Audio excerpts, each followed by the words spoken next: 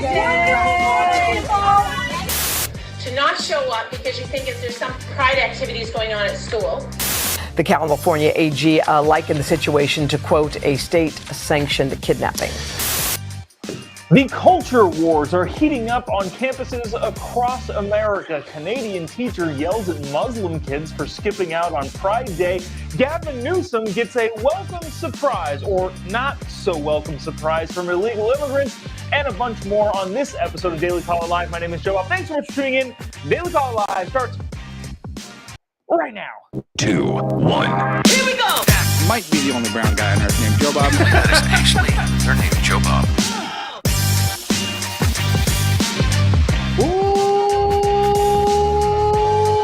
Live from the dingy bunker, completely cut off from the outside world, except for you fine folks. My name is Jobob. This is Daily Caller Live. Thanks so much for tuning in. On today, it is, what is it? June 7th, the year of our Lord 2023, Wednesday, don't you know? A lot of stuff to catch you up on. Christie announced for president. I'm super excited about that, said no one. Also, Mike Pence is going to announce for president. People very excited about that in some foreign land that doesn't exist. But a lot of stuff going on that front. We'll get to it in a second, but we got to start off with this stuff. The headline here, I think, kind of says it. I think normies have lost pride. That was a rich statement right off the bat here. Let me expand on that briefly for a second. Pride Month used to be Gay Pride Month, and a lot of everyday average appearing people would say, hey, we want to get married. That's what we want to do. And they'd march down the street. It has now become something that a lot of the friends that I have that are in same-sex relationships, married or significant, whatever it is, whatever they've got going on, are looking at Pride Month going, what in the world is that? I don't think that is an uncommon theme across most of the country, but the people that were just in it for gay marriage when it was Gay Pride Month as a whole are living their lives. They're just doing their thing. And I think most of them, or at least the ones that I've talked to, look at the weird craziness that now Pride Month, which is the all-encompassing alphabet mafia month, has become, and they look at that and go, what is that? The, dare I say, normal, because apparently normal is a derogatory term nowadays, but your well-adjusted people who happen to be gay have lost hold of pride. In the same way that Lucky Charms lost the rainbow, or Manhattan Elites lost the word redneck, where the redneck community has just embraced it and taken it away outside of it. It's no longer a derogatory term. I think the everyday Americans who happen to be gay or lesbian have lost hold of pride. I think that is not a far-fetched claim to make. And I think there's a lot of, I know several gay people that are like, what the heck is this? The Gays Against Groomers group is a great resource of like, hey, look, we were all about the whole gay pride thing, and now inserted to this month that was about same-sex monogamous relationships / marriage is now a sexual exploitation of whatever you want, and also let's surgically mutilate kids. That's all encompassed in that. And again, my gay friends who are just everyday working class Americans are like, what the heck is this? And again, I don't think that's a far cry to say that stuff. But there's this. I want to show you this clip that's been making the rounds on the internet. It's from, I believe, a junior high school. Some people in the comment section saying, "When is straight month?" I don't think that exists. Hashtag super straight. If you get it, you get it. I want to play this video, and I just want you to watch it. That's it. That's all my commentary for that. We'll discuss on the other side, and I'll see if I can get to some comments. Check it out.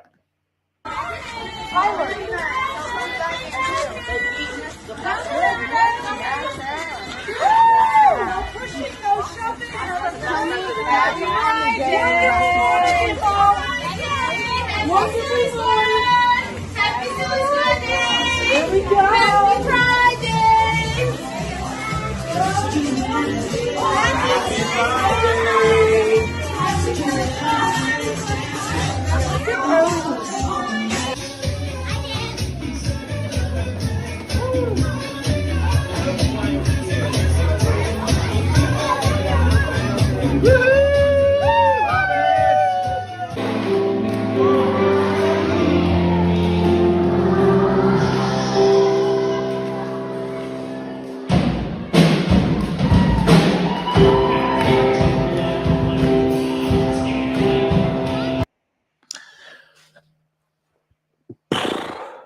All right. So you just watched all of that. Let me just put this in a little bit of perspective here. Imagine a public school, a government school, doing similarly enthusiastic celebrations of Easter, or even of Hanukkah or Ramadan, or name your religion. It'd probably mostly be upsetting if it's the Christians doing it, but that would not fly. There was a really interesting piece in the Washington Post. Let me find it really quick because my Twitter notifications are just getting blown up because of this.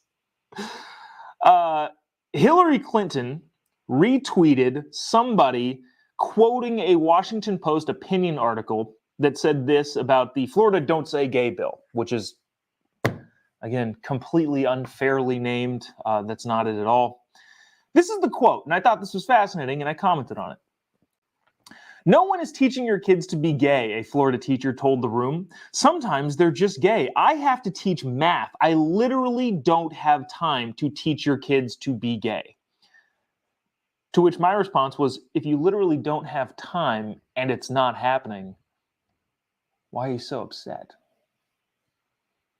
Would you be upset if the government banned mermaid fights? Something that doesn't exist and isn't happening? No. So if it wasn't happening and you literally don't have time, why are you mad, bro?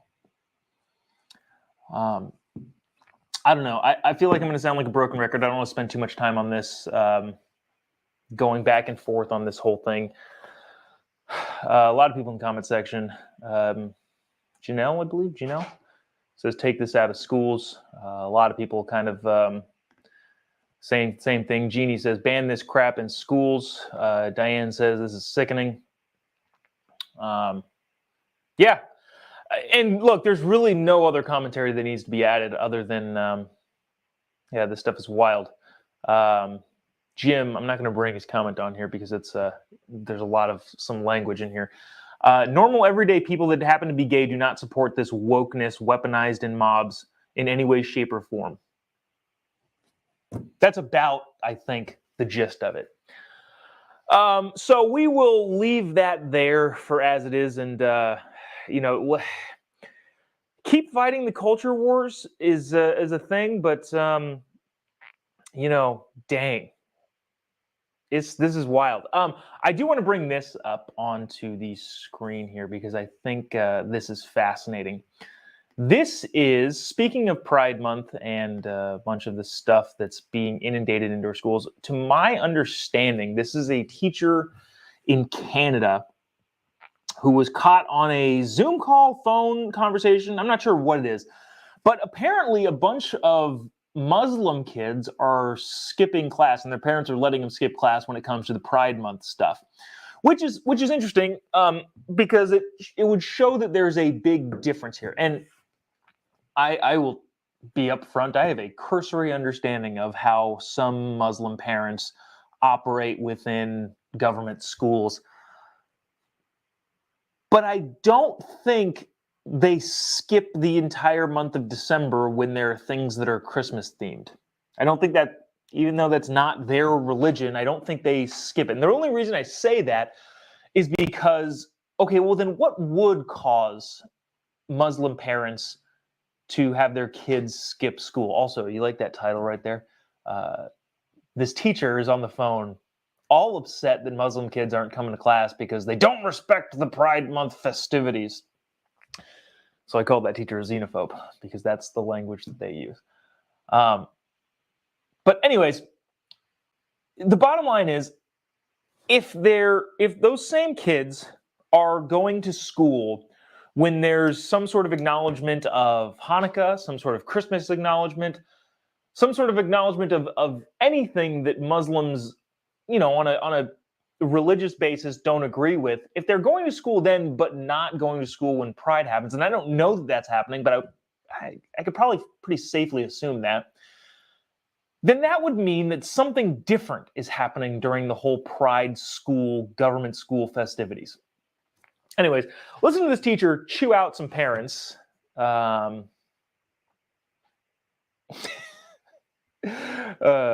Ryan said, you don't see lefties pushing for Sharia law anymore. No. I want you to listen to this teacher blasting her Muslim students for skipping out on Pride. Check it out. Well, I'll tell you, you are out to lunch. If you think it's acceptable to not show up because you think if there's some Pride activities going on at school, right? Oh, that's fine. Because I'm going to show my opinion by hanging out at the mall.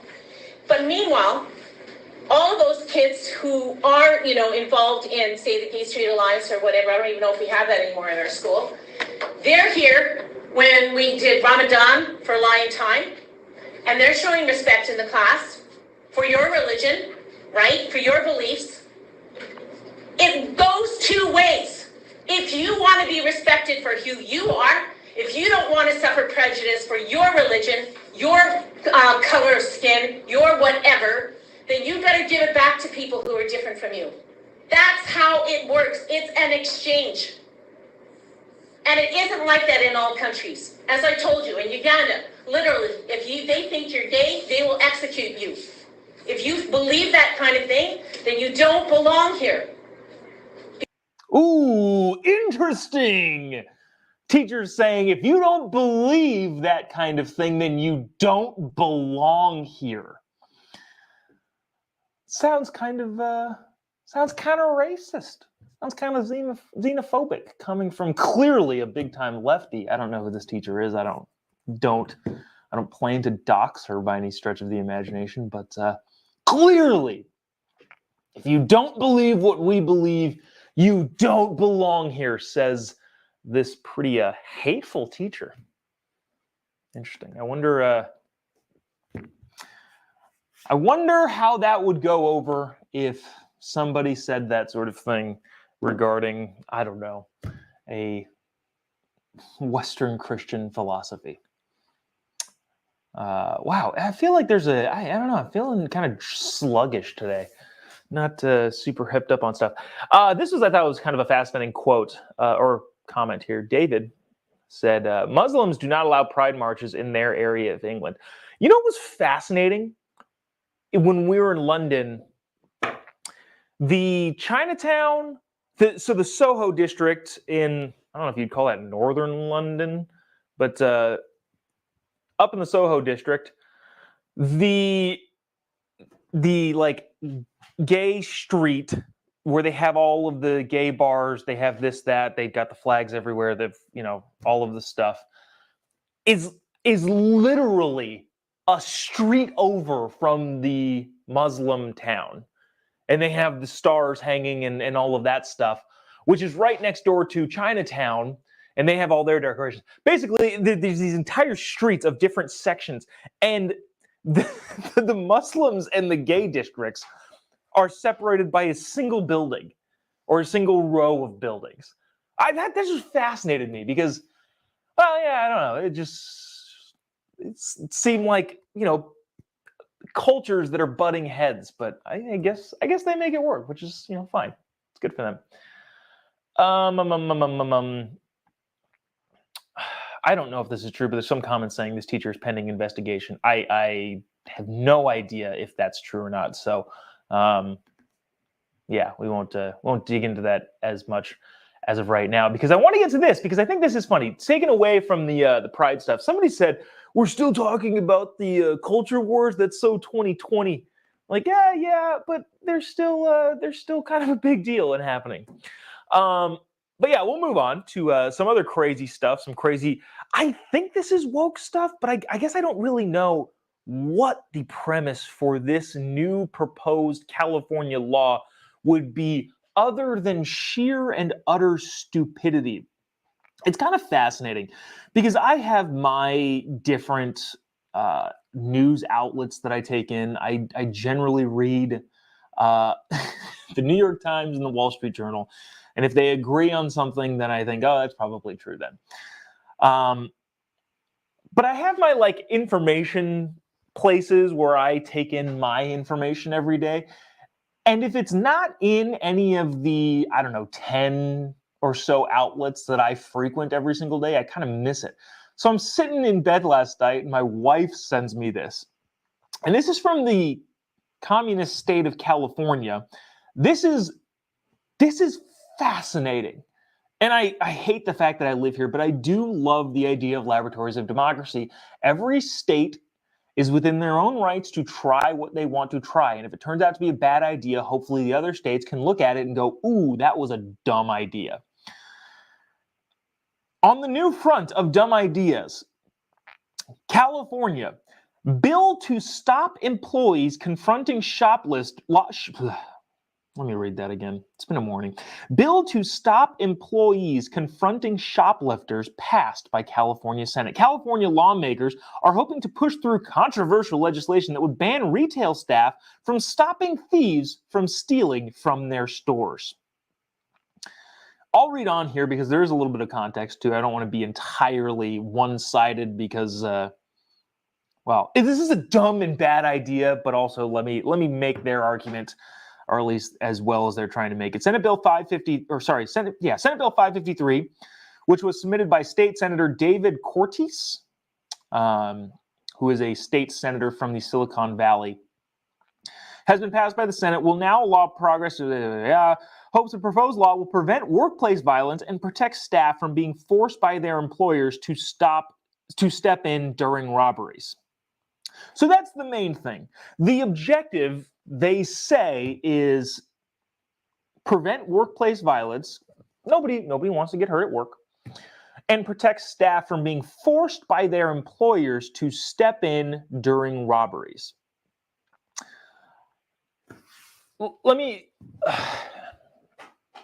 I think there are people, mostly academics and legislators, that live in this insular bubble and don't understand how the real world works.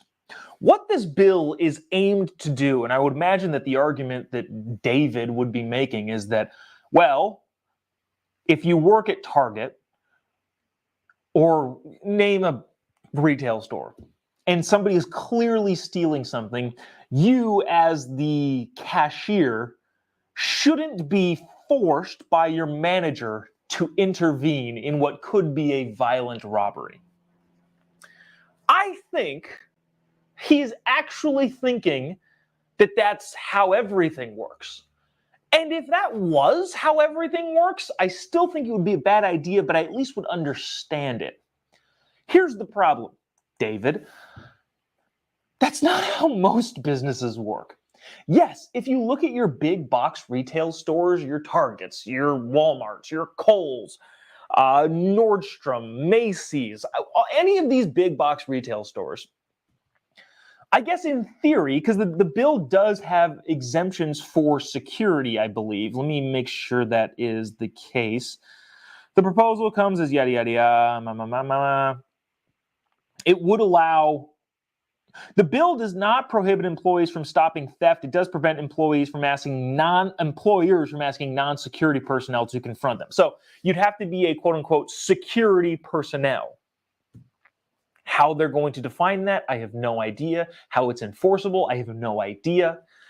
But in David's little world, everybody is in a big box store, and you can't, when you have security at the premises, you can't have the cashier stopping somebody from stealing a toaster. I get it. The problem is that most places, most businesses, by a pretty huge majority, don't have security. Most businesses are small businesses. Most businesses are not Fortune 500 big box retail stores. A lot of businesses, increasingly less though in retail, are family-owned shops where you have two people working at, let's just say, a music store. Speaking from personal experience. If one of those two people are not quote-unquote security personnel, then this bill would not allow them to intervene if someone was going to steal a guitar or a sound system from their store. You see how the world grows a little bit outside of your small insular bubble, David? And I'm sure if David is listening, first of all, thanks for watching, David. Appreciate it.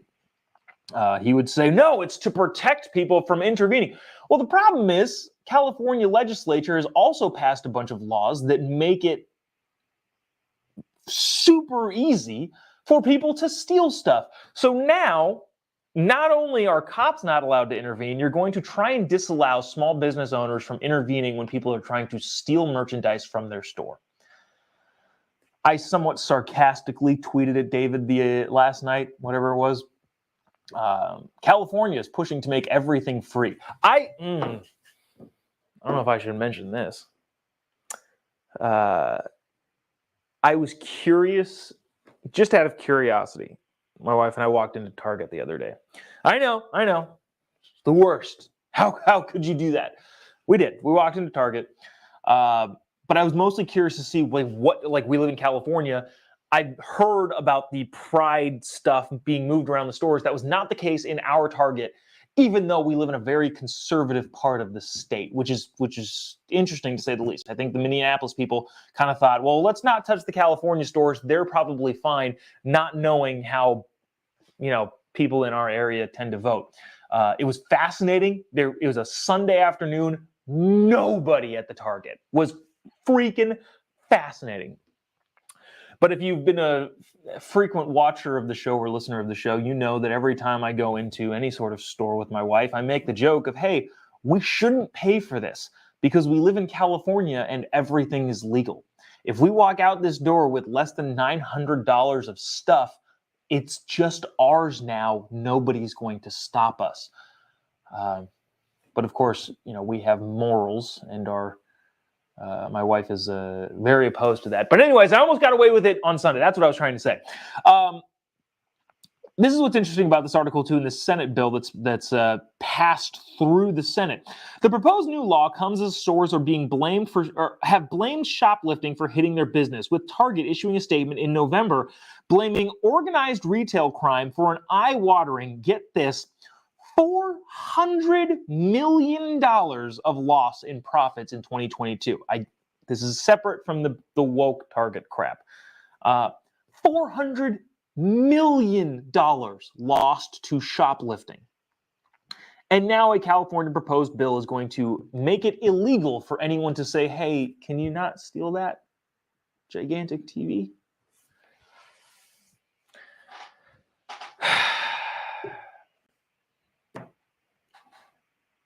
This is what an odd day today. I don't know. I feel a little bit out of it. But anyways, that has passed the California State Senate and will possibly move on. And I would hope if it gets through the Democrat-controlled House or Assembly Gavin would be like, yeah, this is crazy. You guys are dumb, and veto it. Lastly today, let's get to this because shoot, yeah, I guess we won't do that other thing. This is about all the time this needs, so we'll be fine on this front. Former New Jersey Governor Chris Christie officially announced that he's running. Unfortunately for Chris Christie's doctor, he was not running for exercise, he's running for president. He should be doing the former, maybe not the latter. I'm going to play some inaudible thing of Chris Christie with what seems like a crowd. Again, this is about all the time that Chris Christie probably needs. Check this out. Like Springsteen, right? Guy from New Jersey comes up here and we got to remind you about what you're going to get tonight. You're going to get some straight talk from New Jersey. That's about it. It doesn't. Christie is running. Should be running on a treadmill. How could I sink that low? Now, here's the interesting part about Chris Christie. Chris Christie is an outspoken no on Trump, and he will get a ton of media attention for that. He works at ABC, I believe. He's a political commentator on ABC and is very, very outspoken of his distaste for Donald Trump. A lot of people think he's getting in the race specifically to attack Trump. And a lot of people, too, so the Republicans the RNC has set up a situation where in order to participate in the debates, you have to sign on to agree that you will not run as a third party if you won't win the election. A lot of people think that's towards Trump, which it probably is in a lot of ways. But also, Chris Christie is kind of this other factor, this other player in this whole RNC debate thing. I don't know if you remember this, because I barely remember this. It was pointed out on a talk show I listened to. Chris Christie just eviscerated Marco Rubio in one of the presidential debates. Turned towards Marco Rubio and started basically scolding him. And a lot of people think Marco Rubio didn't really recover politically from that, especially on the national scene. I think there's fear in the RNC that if Trump doesn't participate in the debates, and the debate stage has Chris Christie, Ron DeSantis, so-and-so and so-and-so, whoever else, Nikki Haley, Tim Scott, Vivek Ramaswamy, they don't want Chris Christie just up there just taking everybody down, even though his stated purpose probably to be in the race is to take down Trump. So, I don't know. Don't know what his motives are necessarily. I don't talk about long shot. Actually, there is one other long shot. I think the governor of South Dakota or North Dakota, one of the not Kristi Noem, whichever one that she's not the governor of. So the governor of North Dakota is also running in the presidential race. I don't even know that guy's name, and I don't think I'll need to learn it. But interesting. Karl Rove? Was it Karl Rove? No, it was Newt Gingrich was on Fox News yesterday talking about the more people that get into this race, the better it is for Trump. Because remember, to get out of the primaries, you don't need a majority, you need a plurality. Meaning that if Donald Trump only had 12% of the Republican vote, but there's 30 people in and they all have 1%, he wins by a lot.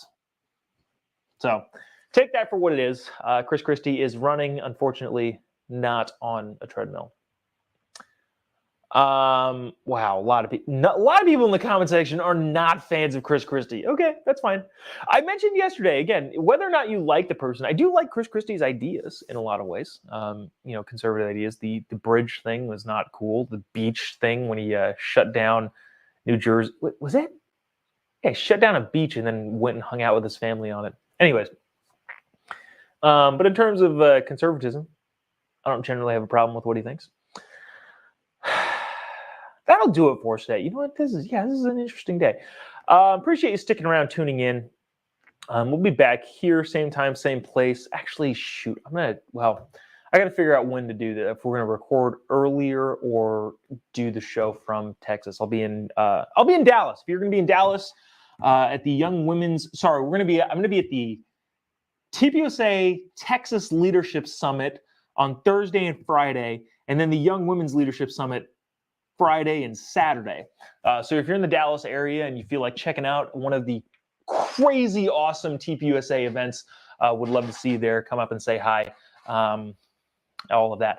Lastly, I think this is probably the last I'll say of this on this show. All of you who gave me suggestions about where to go on this comedy tour that we're planning for the fall, thank you so much. That has been crazy helpful. I think like 200 people ultimately reached out, probably, yeah, and it's still growing, about where we should go.